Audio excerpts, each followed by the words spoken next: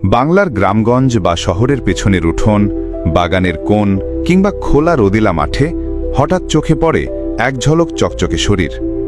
দেখে অনেকেই ভাবে বুঝি গুইসাপ, কিন্তু না, এটি আসলে বাগান অঞ্জন, যার ইংরেজি নাম কমন স্কিঙ্ক এবং বৈজ্ঞানিক নাম ইউট্রপেস ক্যারিনাটাস।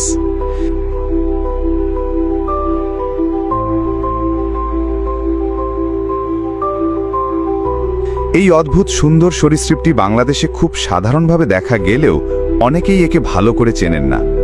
এর শরীর মধ্যম আকৃতির, লম্বায় সাধারণত 20 থেকে 30 সেন্টিমিটার পর্যন্ত হতে পারে। চামড়া চকচকে ও মসৃণ, তবে হালকা খাদযুক্ত আঁশে ঢাকা। গায়ের রং সাধারণত বাদামি বা জলপাই ধূসর, পিচ বরাবর থাকতে পারে হালকা দাগ বা ফিকে রেখা। বাগান অঞ্জনের সবচেয়ে আকর্ষণীয় বৈশিষ্ট্য হল এর চলাফেরা। দ্রুত গতিতে ছুটে চলে এবং ঘাসের মাঝে এমনভাবে মিশে যায় যে খুঁজে পাওয়াও কঠিন হয়ে পড়ে। এরা মূলত নিশাচর হলেও অনেক সময় দিনের বেলাতেও রোদে গা গরম করতে দেখা যায়।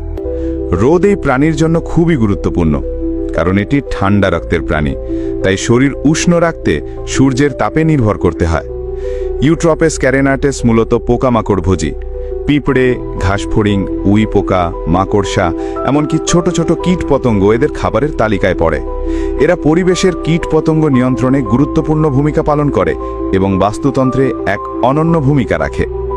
বাংলাদেশের প্রায় সব জেলাতেই এদের দেখা যায়, তবে বেশি দেখা যায় যেসব এলাকায় একটু খোলা স্থান, ঝোপঝাড়, পাথর বা ইটের স্তূপ আছে। ঘরের আশেপাশেও এরা আসে খাদ্যের খোঁজে, তবে মানুষকে আক্রমণ করার প্রবণতা নেই, বরং মানুষের উপস্থিতি টের পেলেই পালিয়ে যায়। বংশবৃদ্ধির ক্ষেত্রে বাগান অঞ্জন ডিম পাড়ে। একবারে সাধারণত 5 থেকে 10টি ডিম পাড়ে, যেগুলো মাটির নিচে বা পাতার স্তূপে রাখা হয়। প্রায় 45 থেকে 60 দিন পর ডিম ফুটে বাচ্চা বের হয়, যারা জন্মের পর থেকেই স্বয়ংসম্পূর্ণ। অনেক সময় মানুষ ভুলবশত এই প্রাণীটিকে বিষধর মনে করে মেরে ফেলে, অথচ এরা একেবারেই বিষধর নয় এবং মানুষের কোনো ক্ষতি করে না, বরং পরিবেশের ভারসাম্য রক্ষা এবং কৃষিকাজে সহায়ক ভূমিকা রাখে বলে একে প্রাকৃতিক বন্ধু বলাই যায়।